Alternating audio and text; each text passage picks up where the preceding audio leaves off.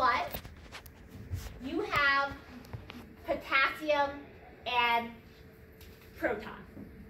So proton, what do you associate protons with? If you start changing the amount of protons in your blood, what's going to happen? pH imbalance, right? So anytime you look and see protons being moved around, you should be thinking, okay, I'm trying to regulate or balance my pH.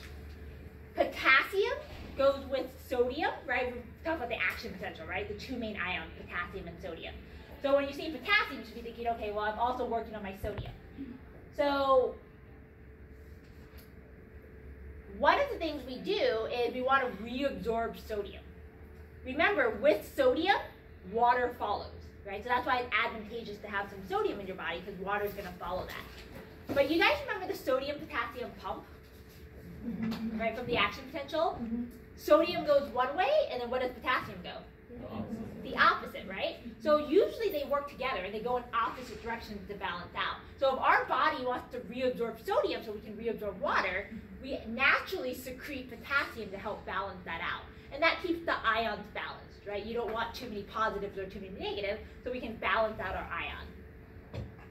And again, the protons is going to help us with pH balance. So going on to acid-base balance, let's say your blood is too acidic. So remind me again, what's a good pH balance for our blood? 7.4. What number? 7.4. 7.4, yeah, that's a good, you want to know that number, right? 7.4. Remember, you don't have much wiggle room. 7.35 to 7.45 is good. But anytime your blood starts getting too acidic, remember, too acidic is dropping closer to 1. So if you go 7.4, which is good, 7.35, borderline, if you start dropping down to 7.3, we're going to start having some problems. Here's how your kidney can help make sure your blood doesn't get too acidic. If your blood starts to be too acidic, what you're naturally going to do is take some of the protons out of your blood, secrete them into your tubules so you can urinate it out. So just basically get rid of those excess protons or that excess acidity to help balance back your blood pH. Keep it in that nice 7.4 range. Okay. So at the end of all of this, after you've filtered, after you reabsorbed your nutrients and secreted your waste, this is kind of the final composition of good, healthy urine. So we mentioned it's still majority water. Even though you've worked really hard to retain a lot of water, what ends up in your urine is mostly water. So about 95% of it is just water. And then the rest of the 5% are solutes dissolved in that. So solutes are, for example, all of your nitrogenous waste, right? So your urea, your uric acid, your creatinine. That's what gives urine the actual smell and the color yellow. You'll still lose some solutes, right? Again, even though you've worked hard on reabsorbing all of your sodium, you're still going to lose some sodium to your urine and along that potassium. And you do tend to excrete protons out into your urine, so notice your urine has a pH of 6, it's slightly acidic.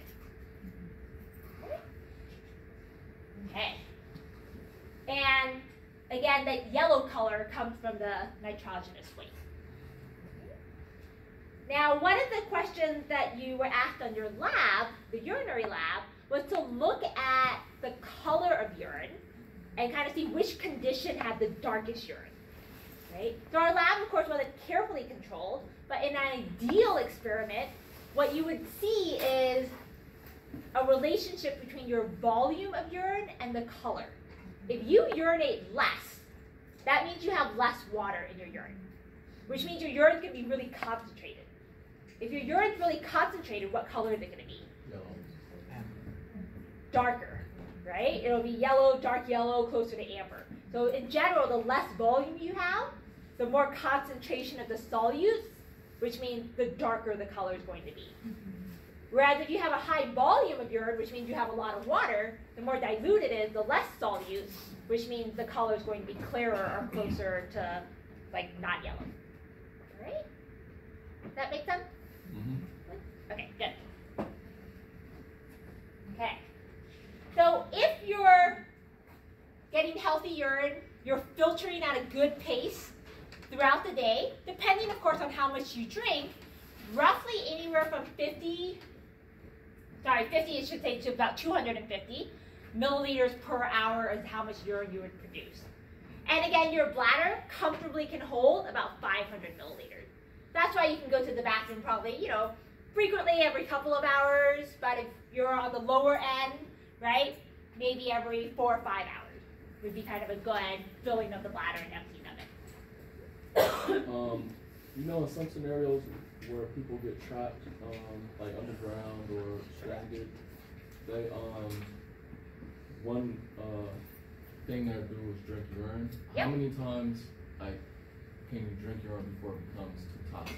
Yeah, good question. So you guys have all seen on kind of like these crazy scenarios on TV, right? Where like you're stranded, you have no access to water, and what do? You drink your own urine, right? So let's first address why. Why does that work? What are you trying to really get when you drink your own urine? Water.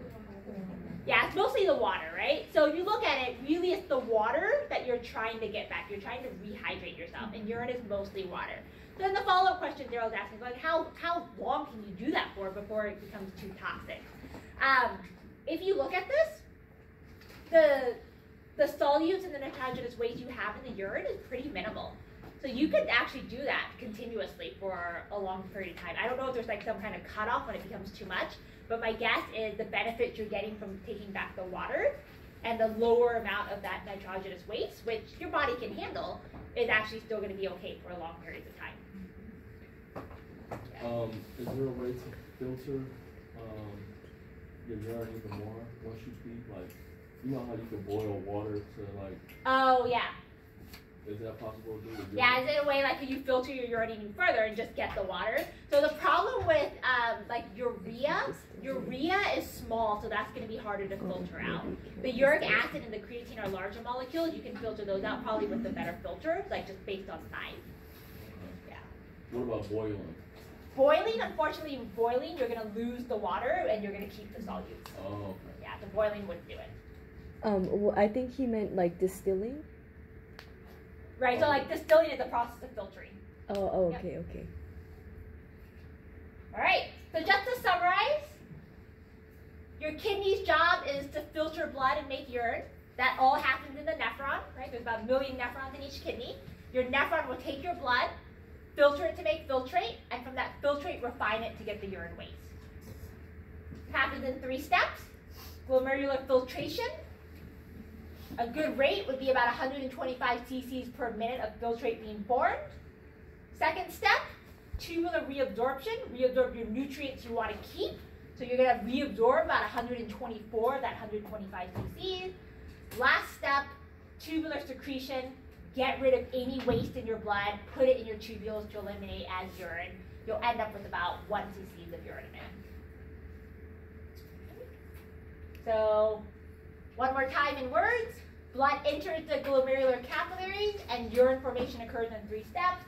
In glomerular filtration, you allow solutes from blood through the tubules, and remember that's via the net filtration pressure or your blood pressure. 2, tubular reabsorption reclaims needed water and solutes back into the blood.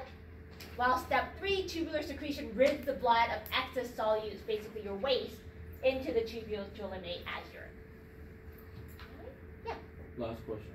Is it true that urine is sterile? Is urine sterile? So it depends what your strict definition of sterile is, right?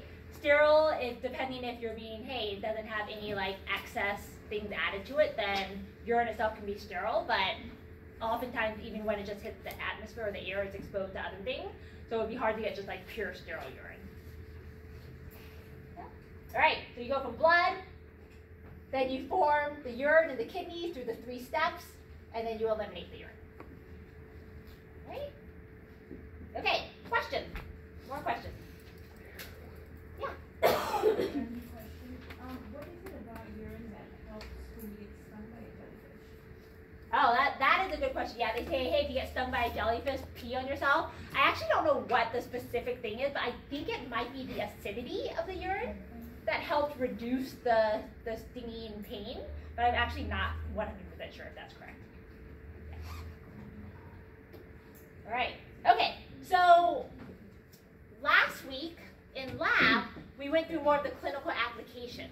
You guys might remember I went through the steps of osmosis on how to make sure why when you eat things like sodium and potassium, how it rehydrates you, or when you drink substances with a lot of sugar, why it dehydrates you. So this is actually a good point to bring up because I wanted to mention really quickly the next lab exam. The next lab exam you have is on the last week of class. For you guys, that is, what's today, Wednesday? 2 Wednesdays from now. So the Wednesday after Thanksgiving is when you guys have your lab exam. And it's actually going to be in this lecture room. The lab exam is going to be a slightly different format from what you're used to. So before we've been doing 30 multiple choice questions, right? That's worth 60 points plus 40 points of short answers. Your lab exam falls on December 4th, Wednesday? 3rd? No. That's Tuesday, right? the 4th is So the Wednesday. So Wednesday? So a couple different things about that lab exam to point out. Yeah, one is that it's not going to be in lab. We're used to taking lab exams in lab, but this lab exam is going to be in lecture on a Wednesday because we're actually going to be completing a lab still that last week. So if you take a look, one thing to note is, again, it is